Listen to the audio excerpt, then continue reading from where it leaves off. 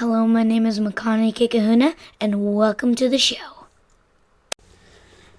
Yes, thank you, Makani, for that wonderful introduction. He introduces podcasts so well, don't you agree?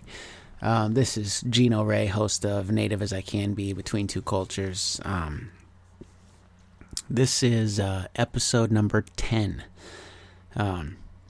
That's I'm gonna go ahead and be a little bit proud of that at the moment,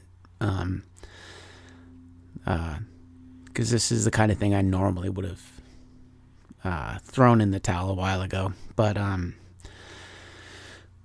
I think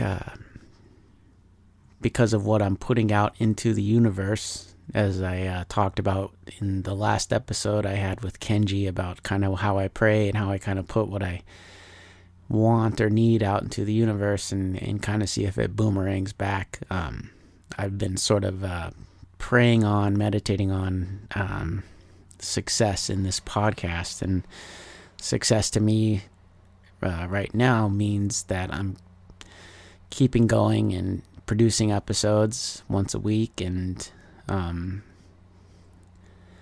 so far I've done that, and so I'm successful to this point, and I just feel like it's only going to get bigger here as time progresses. So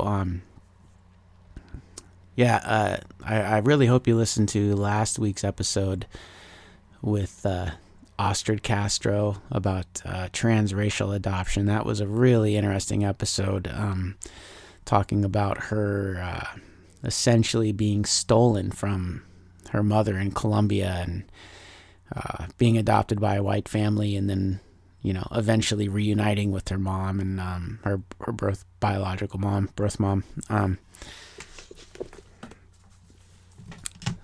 So that was a great episode. That might be my most favorite so far. I'm not sure. But if you haven't listened to, definitely go check it out and see if you pick up anything new about adoption or transracial adoption, or just listen to it because it's an interesting story. So this week I'm gonna be chatting with Scott Morgan, who is I actually met him on the set of the Librarians. We were both extras on that show, playing goons, I think we were. So we had leather jackets, and I think he had a bandana and fake, plastic weapons and stuff like that. And Richard Kind was on that episode. You should Google him. He's not a name you'd recognize immediately, but as soon as you see him, you'll go, "Oh, that guy." And he was hella cool. Really cool guy. He was really funny. He kind of came and ate with us extras instead of sitting with Rebecca Romaine, who was the big star of that show. But anyway, so what I'm going to be talking to Scott about this week is life on reservations. He lived on one, and he's going to just give me some insight because I never did. All I hear is stories and what I've read and seen on documentaries and whatnot. And the timing of this episode is funny, is because I just finished a book called On the Res. It's by Ian Fraser, and he basically chronicles some time he spent on the Pine Ridge Reservation. He kind of traveled back and forth and became friends with some people there, and he's a white guy. So I don't know, a little ironic to me, I guess, that I read a book about living on a reservation written by a white guy, but that seems to be the case when it comes to natives and white men.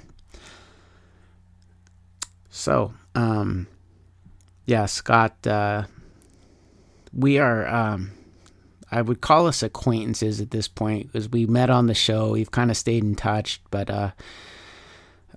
we don't necessarily hang out or even talk all that often. But I thought he would be a good person to have on the show that could tell me about reservation life, tell everybody about reservation life that has never lived on one or been on one. Or I think he is just a good person to kind of give an overview as to what res life is like, and just kind of tell his story growing up, and how he left the res and how he eventually came back.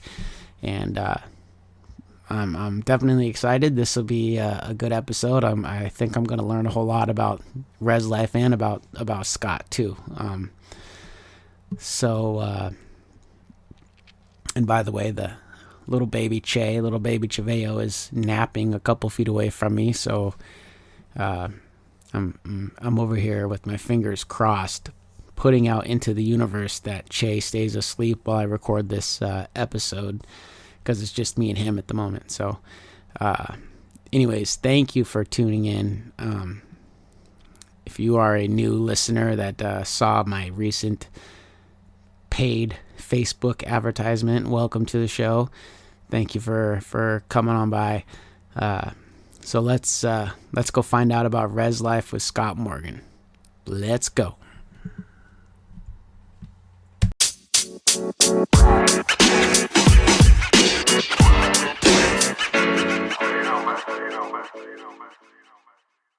Okay, everybody, welcome to the show.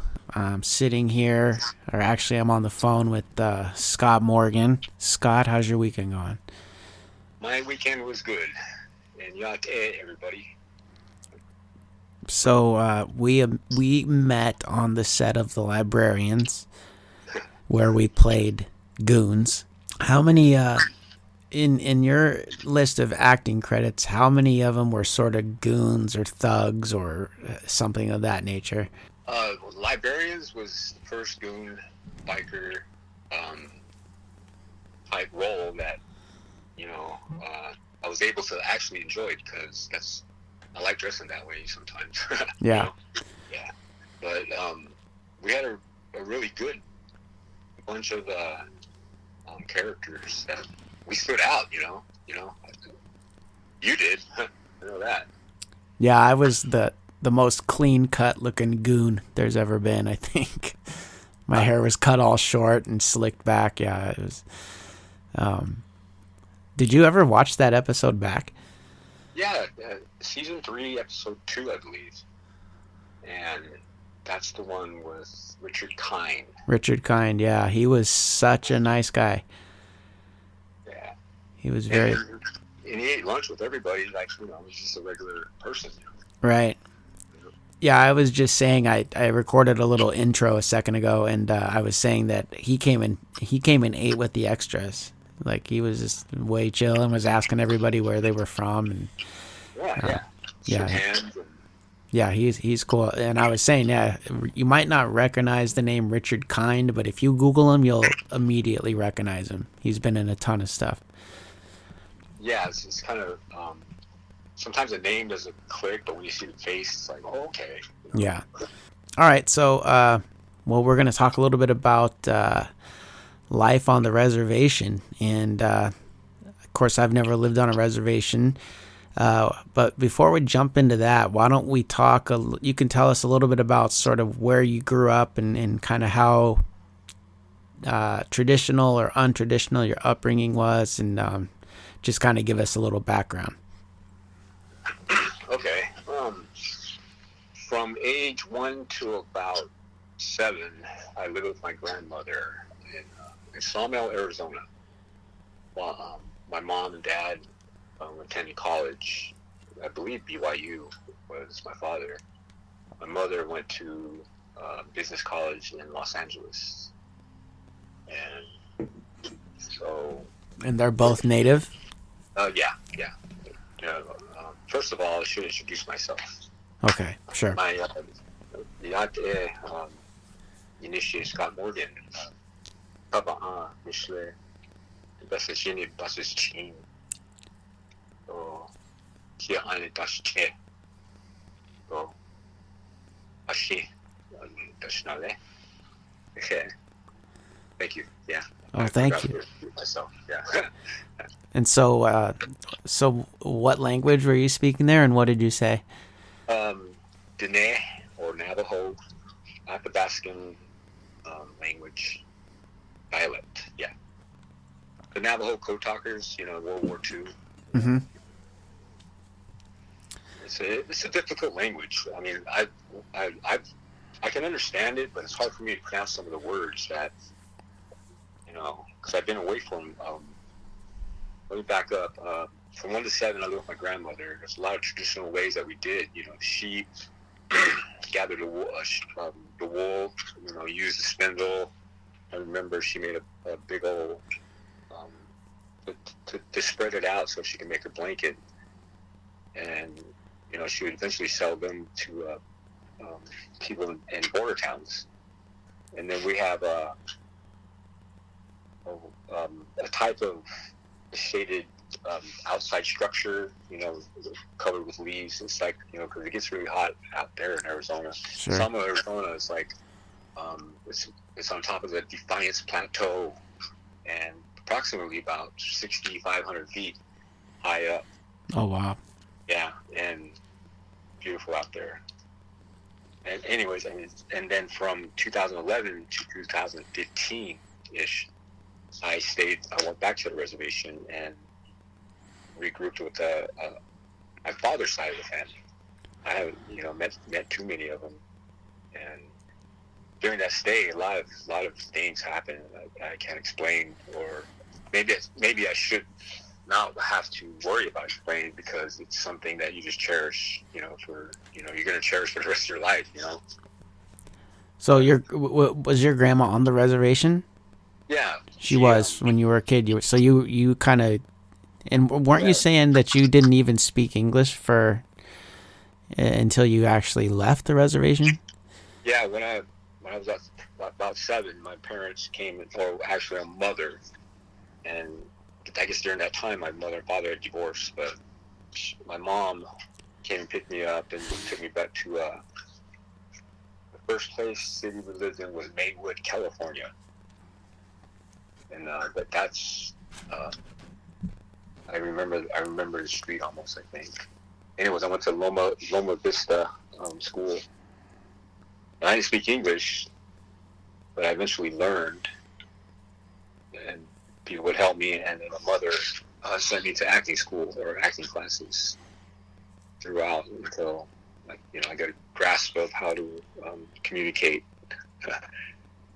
Yeah. So what was the racial makeup of the school? In California, it can be kind of diverse. How Yeah. Mostly, during the 70s or 60s, 70s, early 70s, it was mostly. It was tough. I didn't notice it when I was in kindergarten or first grade or nothing like that. I didn't notice, I guess, but I do. There was, Caucasians a lot. But where I grew up, in middle school and high school, that was Southgate Watts area over there by, the surrounding cities are Downey, Linwood, Compton, and Watts. That's where I grew up. And South Central. Went to junior high and high school. Yeah. Did you wear your hair long back then? Yeah. I never really cut it short. I buzz cut it once, but I didn't like it. Yeah. But the diversity there is mostly Latino. Watts, approximately, was mostly African American. So, and then 3 miles the other way was mostly Caucasian. It's just how it was back then. Right. I noticed. Yeah. But now it's no longer. It's diversity, all walks of life live there now. So, well, I read that Los Angeles actually has one of the highest native populations in native cities, or not native cities, the larger American cities. It actually has one of the highest populations of natives. So, was there any incidents where you ever teased or anything like that about your hair or anything like that? No, because I guess during that time, a lot of the other kids had having long hair too. So kind of get right in. Actually, that's lucky. Yeah, but yeah, nothing about the hair. Well, yeah. I'm kind of jumping around here. I should have asked this before. So No. the first time you were on the res and you were living with your grandma, and you said it was fairly traditional upbringing. Yeah. Was it just you guys living there, or was there other family members staying there at the same time? Me and Grandma lived in Sawmill, Arizona, and I guess where the crossroads meet. The main road in the town. And we lived in a 2-room bungalow. I remember it's aqua with red trim, and we had an outhouse, and we were on a corner lot. And she drove, and she worked for the government, and we would drive around all the res to check on the elders, or make sure they had their rations of some sort. I remember she had her trunk full of food. So. Oh, like commodities? Yeah, there you go, yeah. And I'd always go with her, but I had to, So I remember bits and pieces, but I remember driving a lot. Yeah.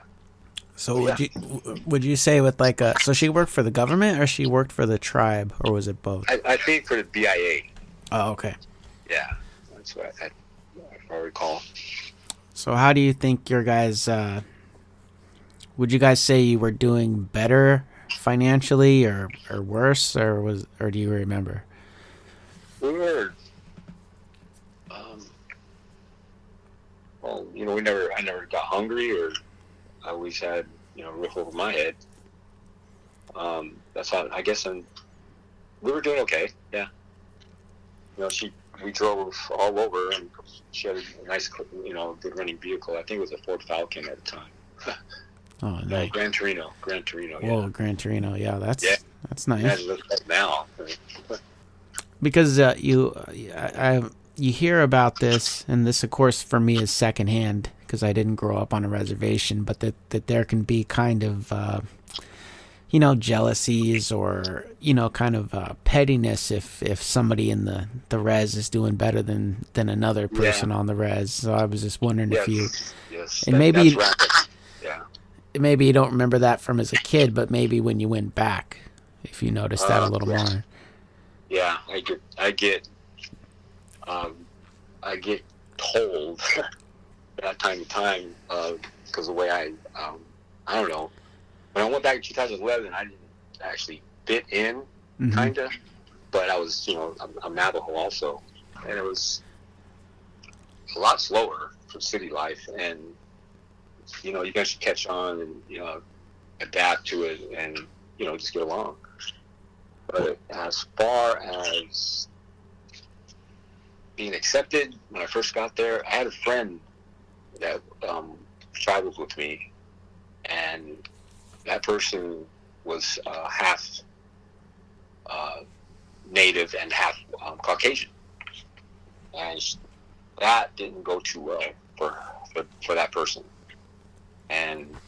But she eventually, found. She ended up staying there for a while. So. What was she bumping into that was hard? Or he or she, I should say. A type of racism, a little bit. It's just how it is over there, I guess. When a new person comes in, like for example, if one of the kids went to college out in the States, and then returned with a degree, and it would be shunned from the family, some of the family members, not all of them. The jealousy, and you think you're better than us, or better than us now, So, they're like, no, I went to school to have my family. That's what he or she wanted. So yeah, it happens. There's a professor at Dine college that told me that they call it the crab pot effect, crab pot effect. Like a crab crawling up trying to get out because it's boiling water, and then one grabs and brings you down. And that's the example he used. Yeah, I see it. I seen it time to time. It's not fair, but. Well, it's interesting, and I think natives on the whole would be we are sort of a united front, and I think we would all have each other's back, but I think when you kind of, we're not necessarily like pitted against each other, but no. there's like a stigma, that if you, and this is all, of course, what I've heard, that you leave the res and then come back, there's a little bit of a stench to you, not an actual, but there's going to be whispers, and there's going to be, he thinks he's better than us, and I don't understand. I understand it, but I don't like it or agree with it. I think what they see is that, my cousin or my nephew or whoever has lost his traditional, upbringing. That's what they think, I believe.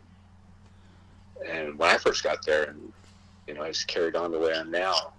My aunt told me, quote unquote, rug auntie, but quit acting white. When, I don't know any other way. Right. But it's kind of being around after about 6 months to a year. I started, catching on to some of the lingo, that they were using. Just, especially around college kids, because I was like a resident advisor and stuff like that. And it was just interesting just being there, and different kids come in from different areas that have different lingos of some sort. It's kind of weird. But different areas of the reservation? Yeah, not everybody talks the same, It's like, for example, somebody, Europe's got the German, Swiss, Finland, and they talk just basically the same type. Mm-hmm. I'm assuming, but you know what I mean. But it means different, or it sounds different. Right. It's funny it's just funny to me that even within a reservation, that there would be different lingos in different parts of it. Yeah. I guess I don't think of reservations being that big, but. Well, what prompted you to go back to the reservation? Oh, I just wanted to reinvent. Well, I was, in a phase of just, I want to know. There's something in the back of my head. Like, I want to know. Like, I need to know stuff. Yeah. And I had some time. It's like, okay, it's a good time to go. So I went. Friend traveled with me, and it's like walking down the road. Did a lot of hitchhiking, but that's just how it is over there, And if they know you, it's a ride, because nearest like Walmart, border town, is about 75 miles away from where I was at. So if you wanted to, go shopping and stuff, it would take a whole day just to, get everything, supplies. And there's still people there that, still have to pump their own water and stuff. Right. And the traditional live way back in the, in the woods. If you're not home, they'll put a boot on top of the fence, and nobody's going to come and rob you or nothing like that, That's how they let people know that they're not home, is they stick a rubber boot out on a fence post. Yeah, that's awesome. Stuff like that. Or each family member has a different, cliche or an object to show that they were there. Maybe I've heard that, and there's always a bond, even though somebody's doing bad or somebody's out of sorts. For some families out, they got your back, unconditionally. Yeah. Yeah, I noticed that. And I'm glad that happens. Right. Over there. Well, who were you staying with this second time around? When I first got there, I stayed with my brother for about 6 months. My brother's also half Navajo and German. So Did he stay? Well, he's lived there, and he mostly stayed on the reservation most of his life. I mean, he's lived out in the States before, but he decided to, get his lease lot, or, each Navajo member gets like a lease lot or some land, that's yours. You can build on, and you just transfer it down to like the oldest son. Like when I went back, I got some land, and I got, it's beautiful too. I was like, are you kidding me? A little bit of canyon. It's on top of an aquifer. 100-foot ponderosa pines, and 60 the Four Seasons. I mean, there's a couple of years where I think 1 year, 94, I believe, the military had to drop off supplies for my aunts and uncles that lived up there. Mm-hmm. So it gets rough. You need a 4-wheel drive, but yeah. But when I first got to the res, I got there and I lived with my brother, and I eventually ran into my father's side. And when they heard I was around, they were very curious what I've been up to. And my father had since then passed in 2006. He passed away, so that's the last time I was up there. And it seems like, part of me that wanted to find out where I was, my identity, I guess, and not just go there just because, somebody passed away, or, a family member. Yeah. So that's another reason to it. So, but I'm glad I went, and I'd go again. I plan on going next summer. Yeah, and they're my father's side of the family. They're pretty intelligent people. I mean, one's a principal, one's a professor at Arizona State University. Yeah. And of course, every family has other side of the family. You still care about them. Right. Yeah. And I noticed that they do that. We love you. You got an addiction or something. Just be careful. Hope nothing happens. But what can you do? I mean. Yeah. It's got to be up to the person. It's a choice. And I myself, addiction can also be brought in with the genes or some sort, I fear. Oh yeah, absolutely. Yeah, but also it's a choice too. You know what I'm saying? Kind of, sort of. Yeah, I agree. Yeah. Well, and I think especially this is, I mean, I think for Native people, with especially alcohol. Yeah. I mean, it hasn't been. I mean, it's relatively new to Native people. Yeah. It's only a couple generations deep that we've, been imbibing, and I just don't think we have. We're just not wired to handle it very well. Right. We can't metabolize it. Mm-hmm. And there's kind of like an allergic reaction somewhat in some natives, because some natives that came, over the Bering Strait, this third wave, had Asian descent, and they're allergic, to some alcohol. So it's a double whammy. Not metabolize it, so the alcohol stays in your system, and it just stays in there. Eventually sweat it out. It's the only way, Yeah. But it's a slow metabolize. It's not, you can't. And I think as you grow older, or like you said, a couple generations, it'll get better, the European brothers and sisters, they've been at it probably thousands of years, Yeah. Yeah, I definitely have had my issues. I don't drink anymore, and but especially when my son passed away, I was long gone. I was way deep. But one of the things I'm grateful for in life is that I'm 39 years old, and I got a handle on it now. And it's not taking me till I'm 60 or 70 to figure out that booze isn't working for me, but Exactly. Yeah. So, But yeah, alcohol. It took so many family members since I was there. I mean, a handful, all because of impaired judgment or health reasons. But it's not good for us. yeah. You know? So when you went back the second time, was there anything that kind of stood out to you compared to your first time? Had it changed? Had it improved? Well, kind of what, it's not really your first impression, but what was like your new impression when you went back? They built more structures that were, new hospitals, new schools, and some new government housing type buildings for families. And so, yeah, it's more, I don't know, modern.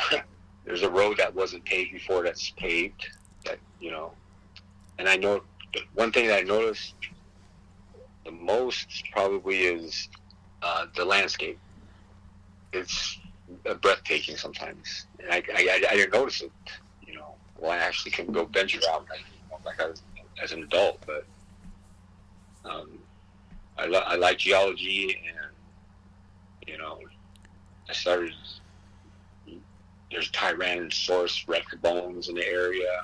Oh wow! It's there's an uplift that shot up about 60 million years ago, and it just shot up. That's when everything was changing, or when the asteroid, or and we're on top of what they call a craton. They call it, it's a big old thing that this United States and it's like the Rockies. That's why they're getting picked up, because it's smashing against each other. It's right. Incredible force. Can't imagine. But yeah, the landscape is what kept me. I didn't plan on staying that long, but the landscape, it kept me there. I think, the canyon, the shade, long time. That used to be the bottom of the ocean in some parts. Shiprock and Window Rock. But yeah, it's beautiful, and I think that's. I'm proud of the land that we have. Thankful. It's beautiful. Well, so I think if you're picturing in your head kind of a stereotypical reservation, I think a lot of people would think of like Pine Ridge Reservation, which is routinely one of the poorest counties in the entire country. And I think kind of the picture of it is the broken down cars and the right. So if you were to compare those two, is your reservation anything like Pine Ridge? No, but the alcoholism, like I'm on Pine Ridge, that's just like this, probably the same. Sadly, but true, But as far as being poor, I think there's a lot of families that work together. Up here in the States, we're so individualized, But back there, and there's more jobs. There's a lot of government. If you get a degree, you basically have a job. Yeah. Yeah. But it's up. It's not bad. It's more on the good side. Yeah. Yeah, positive economy wise, but I've always wondered why they still won't allow us to have businesses of our own. I never followed up on that, but on the reservation, you mean? Yeah, and it's like, for example, there's no alcohol. There's no alcohol allowed on the reservation, but there's a place on the reservation that you can go buy it. So and that makes sense. So what I found out is a long time ago they call it checkerboard, and families or people from anywhere can buy parcels of land, and then they call it checkerboard because of the Indian land, their parcel, blah blah blah. So on their parcel, they can their laws for businesses pertains to what's out here, Mm-hmm. and so they can put up anything, or they got approved, and that was kind of weird. So it's a section of land that's on the reservation, but that is no longer owned by the tribe. Yeah, and they can come put whatever they want on it. Well, no, essentially, they can't. Not whatever they want, but yeah, huh. yeah. They a lot of them have like car shops, liquor stores, little like AM/PM type stores. They have Navajo workers though. I noticed that. But the owners are their tax laws and all that. It's like out here. Because I can't remember when, but when the land was available or something, settlers could buy parcels, or not that far back. I'm thinking, 50s or 60s or something like that. And I think that's when it happened. But I'm not sure for sure exactly, but that's why they can sell alcohol on that part of the reservation, which is typically still the reservation, Right. That just seems, I don't know. That rubs me the wrong way a little bit. Yeah, I mean, how should I put this? When it comes to alcohol, people get really risky. They have like checkpoints, what they'll have a surprise checkpoint, and there's a line back because around that store, it's kind of scary, because there are drunk drivers out there, and yeah, I've seen people drive off the road, and just like, wow, it's not even noon yet. Right. Oh man.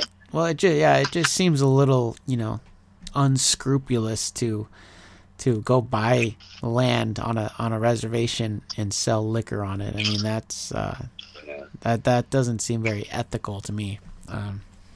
It's all about the green money. Yeah, the big mamu.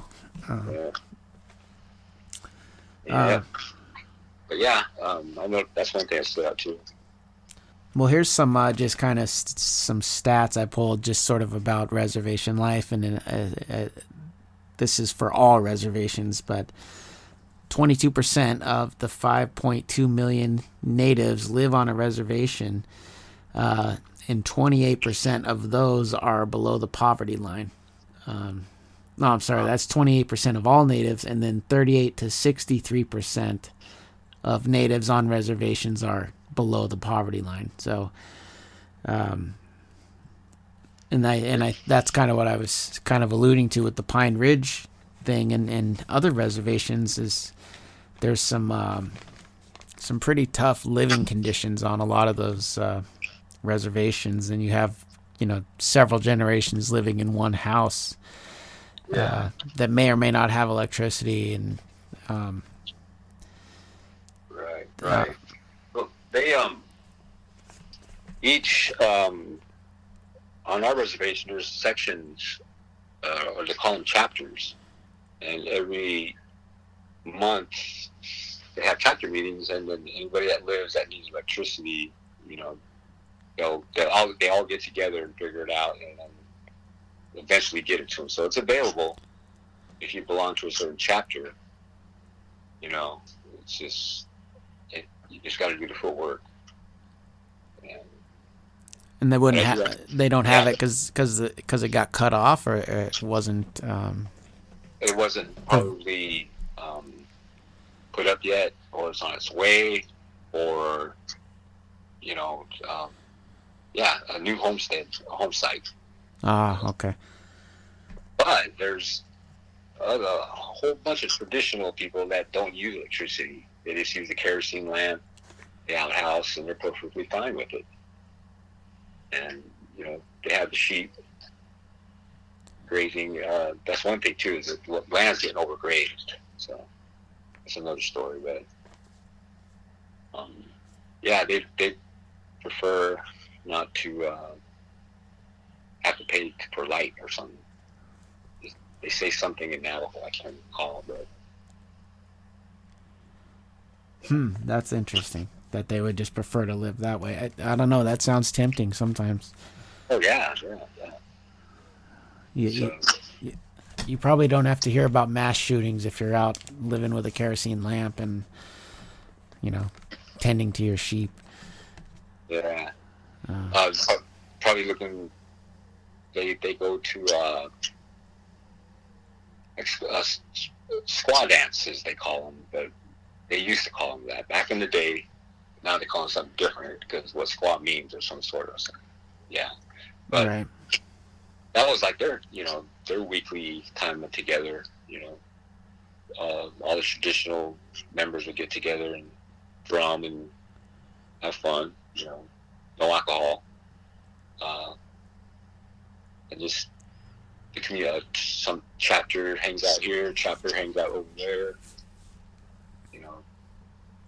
I remember doing that when I was with grandma. Mm-hmm. Yeah, there was always a main house that everybody, the whole family would meet at. You know what I mean? Kinda. Yeah.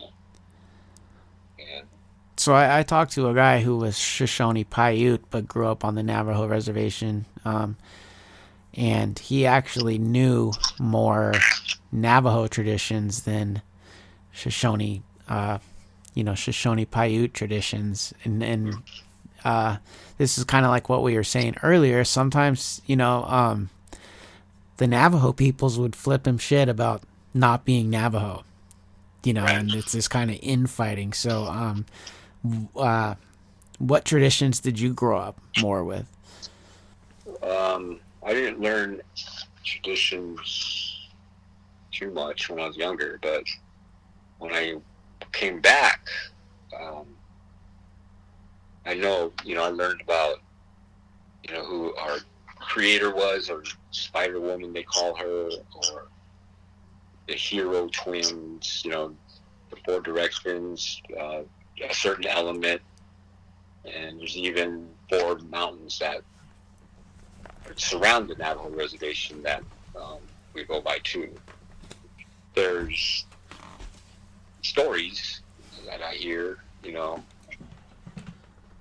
pertaining to that area or chapter. There's also, sad stories of family members, passing away. And there's also good times of, the grandkids graduating. And there's also the time to speak about, the supernatural type stuff. Yeah. Yeah.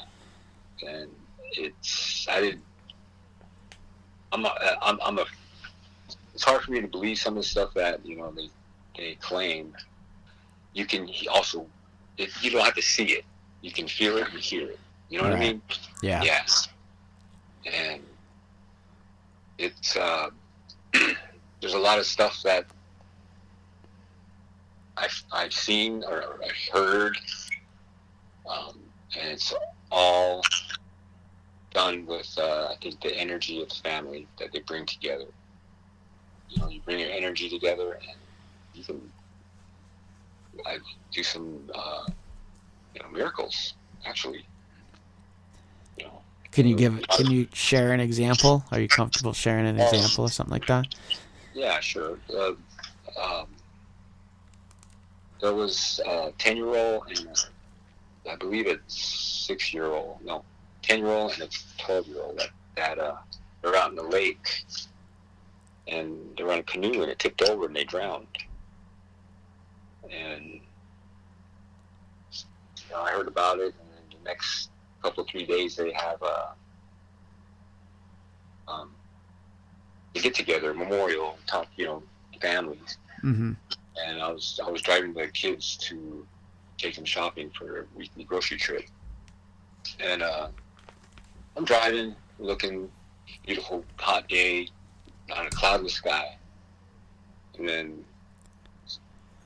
one of the kids said, "Hey, look over there, there's so-and-so," and then one of them said that's for the boys, that passed away or drowned. And there was this one single cloud, one single dark cloud hovering over the area. Mm-hmm. Just one. It was low because it's just that area had a sandy, like the bottom of the ocean, and then it rose up. So what the shore used to be I'd say about 250 feet, and then it goes to forest, or the what they call them, the Chuska Mountains, and and the cloud was lower than the mountain. I mean, it's just wow. And the cloud was above where the two kids had passed away. Yeah. So did it feel like a negative thing, or was it? Yeah, they acted like it was nothing, and I'm like, they brought the clouds. He goes, yeah, they can bring medicine men can bring clouds. Oh, okay. So kind of, I couldn't fathom it at the time, but after a while, I believe it now. Yeah. It just happens. The supernatural, they linger, right? Make their presence known, and it's not only to, like around the college, for example, there was some stuff happening, and the people that lived there most of their life, they weren't, bothered by it or nothing. It was like, oh, he's just unhappy or something, or maybe he's bored, like mm-hmm. making a joke of it. But the type of entity that they claim, it could be, they call them skinwalkers, they call them jinns, they call them souls that they belong there or something, Yeah. So then, and they're not scared of it or nothing. They don't fear it. Right. And it doesn't, hurt you. Or it can, but it doesn't. It might be one of the family members. Who knows? And I finally started to investigate, and I had this this is at the college, and I had a dog, a wolf Malamute mix, named Maverick, and he was the alpha dog in the area. So I took him with me, and there was times I'd go through, walk about 3-4 miles through the trees. There's nothing out there, and we hear stuff, but we can't see it. It's kind of curiosity, because I wanted to find out some stuff. So I come across some house and talked to some elders, and I heard stories of so-and-so type of skinwalker of some sort. They were, oh yeah, they pointed up on the ridge, and they don't speak English too well, but you get what they're saying. Yeah. That's where he stays, or that's where, that's where the ridge is where he's at. But they don't tell anybody. Nobody knows, because they're kind of protecting each other. In this feeling I get. Yeah. Yeah. It's so. Well, that's the thing about like the cloud and those kinds of things. Like you can't ever prove anything. Scientifically but you cannot disprove a vibe or a feeling or a hunch, and I think that natives are, especially elders and more traditional members of the tribe, I think are very well spiritually connected. Yes, and if you have like those elders have, if you have a good understanding of that realm, then there really isn't much need to be afraid of it. Right. Yeah. There's it's not only natives, but people that, like, for example, around the area, they have like a hospital, and a lot of Navy and Air Force, but mostly Navy medical interns are done there, and they see stuff, and they're it's not just us, but yeah, but as far as I don't want to say telepathic but a feeling, they know, because the medicine man, they're the ones that know how to take you, go to the spirit world and ask, for healing of whoever wants to be healed, yeah, and then on the college, I think once a month during the summertime with good weather time, they have Native American church where the kids can experience it and do peyote too. Oh wow. Yeah, and I never tried it because I didn't. I don't know. I'm not ready yet because my dad's side family, they're all sorts of religion, like Mormon, a Catholic, and Native American church. So, and then I guess that's something that's sacred, and they still participate once in a while with peyote. But, yeah, I've never dabbled in peyote myself. Yeah, a little freaky. But I was told that it opens up your mind or your spirit world. Mm-hmm. And I don't think I'm ready for mine yet, but yeah. But what I'm overdue for is my midlife blessing way ceremony, I guess they call it. And what is that? What does that entail? It's one of the myths state that we should be able to live to 102 years old, every one of us. 102. So, like, 50s, halfway, they remind you and our Creator, keep us healthy and basically renew the spirit. Renew it. Huh. I have never heard of that. Yeah, I mean, they have enemy way blessing way. They have canaldas from when, like, for example, like a bar mitzvah for a child going into adulthood or some sort. They have one for girls and they have one for boys. Mm-hmm. And, they do stuff like that. What I thought was interesting. I didn't know that. So with so this is kind of interesting. So I was painting a picture of reservations in my head and then talking to you about yours, and it doesn't quite match up with what I had in my head. So what do you think are common misconceptions about reservation life in general, or living on a reservation? Well, we still have to pay federal taxes. Oh, okay. Yeah, that's a big one. Yeah, so our tribe's too big that we don't get any kind of monies of any kind, even though we have casinos and all that. But I guess the money goes to infrastructures like schools and stuff, and hospitals, and maybe a helicopter. That's another thing. I don't understand why they have such a big, vast, emergencies that takes hours for somebody to get to. Yeah. Why don't you just get a couple helicopters?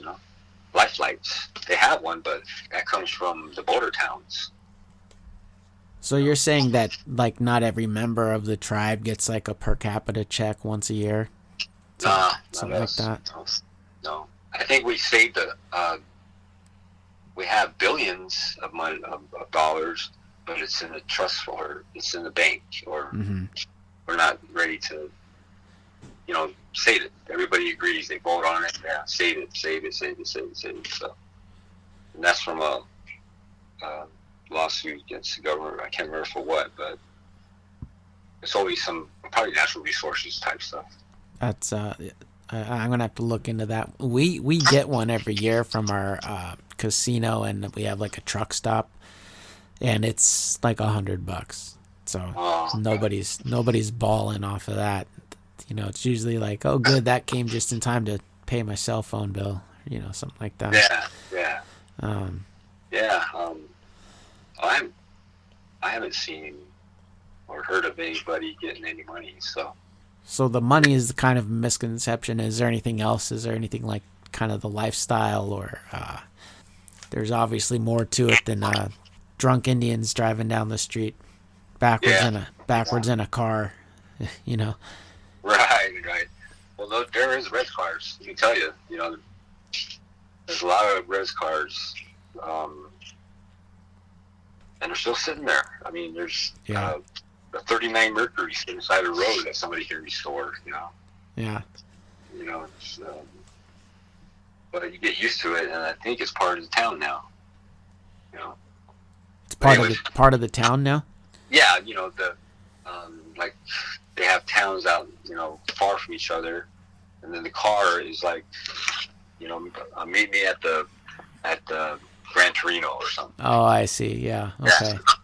Different stuff like the tree. When they say tree, the locals know where it's at, but a newcomer would be like, "What?" Yeah. Tree?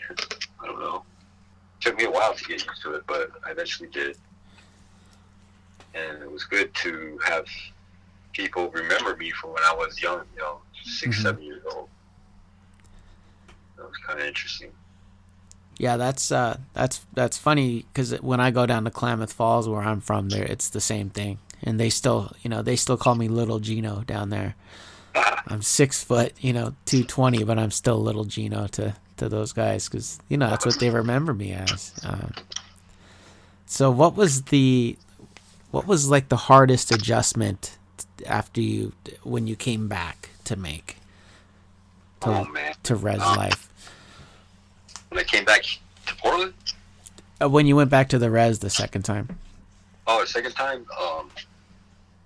After you've been out in the real world, or the foreign country that is the United States. The one that time slowed down a lot. Like out here, I can go to the grocery store, Safeway, get groceries in a couple hours. Out there, it'll take all day. Yeah. And if you don't have a car, there's people hitchhiking. There's, it's just survival out there. But there's also, I noticed a generation that's a lot more responsible, as in, there's playtime and there's work time type thing. You know what I mean? Yeah. And I notice the younger kids, there's more, I think if they have a good family, foundation, these kids will do good. The ones that are not is because the parents, divorced, died, or died from drinking or whatever. But yeah, it's hard for them. But they have programs to where, like here they have Big Brother type things. But they have that'll advocate for them to help them, because, I'm just glad they have stuff like that. And like for, when it snows, there's people that out there that they're so into their addiction, they will drink and they don't care if they freeze or get cold. You always hear about the body, freezing. And then what they have, what I noticed back there is they have like throughout the town of Gallup, New Mexico, the Drunk City, USA, that town, mm-hmm. A lot of Navajos, go down there and drink, and they have and then when it gets too cold, or if you're too drunk, these vans will drive around, and then they'll pick you up, and then take you to a facility and let you, sleep, eat until the next day. Yeah. And people, some rely on it, some are thankful that they have it, but they're still going. They still do it. Well, that's better than a night in county jail. Yeah, for sure. But there's also a bad. I think about for a year's period, I know of 6 people that have either died because of their addiction, or gotten killed by assault, or ran over by a train. Mm-hmm. One of them was my best friend, and he was attacked and left for dead. I don't know the exact reason, but it takes only this one time, because before that he was sober, or he just didn't feel like drinking. Mm-hmm. Then one time he went into border town. He says, "Why not?" And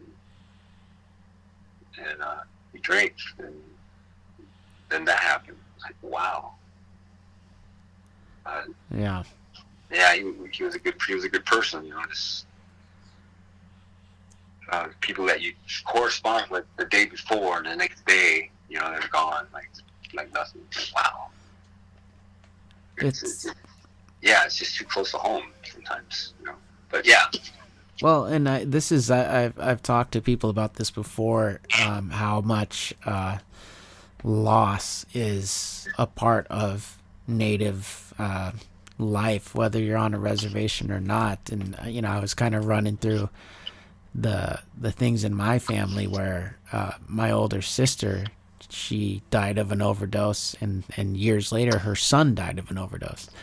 And then kind of the thing with the getting hit by a train. I had a cousin whose vehicle came to rest on a train track, and nobody knows did he do it on purpose? Did he pass? Nobody knows. But and then my aunt, there's just so much loss in our family, and the way my dad and me and my cousin kind of handled all that was to drink, and just try to bury it and mask it. And back in the day, traditionally there would be a ceremony to deal with it, and now we kind of just try to destroy ourselves, and that's just becoming it's just become a common thing in Native culture, I think, unfortunately.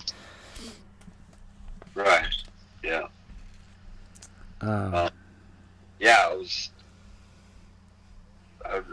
wanted to reiterate, that friend that went with me to the reservation, she ended up coming back here to Portland also, and starting the reason why she did the missing and murdered and women or something like that. Oh, yeah. Yeah. It was because when she was down there, she had friends that, were killed or something like that. And I think that's one of the reasons why she did that, or started, or whatever she's doing. I don't know. She's started an organization because what happened back there on Res. And I think she's doing pretty good. Well, you're going to have to share my info, because I was going to do an episode about missing and murdered Indigenous women. So I think obviously she would be great to have on the show for that. Missing. It's only women. It's all children too. That's another story. In California, I had a brother that was murdered and stuff. So that was pretty rough. But it can happen anywhere. But it's more rampant on the res, because I think the alcohol, of course. Yeah.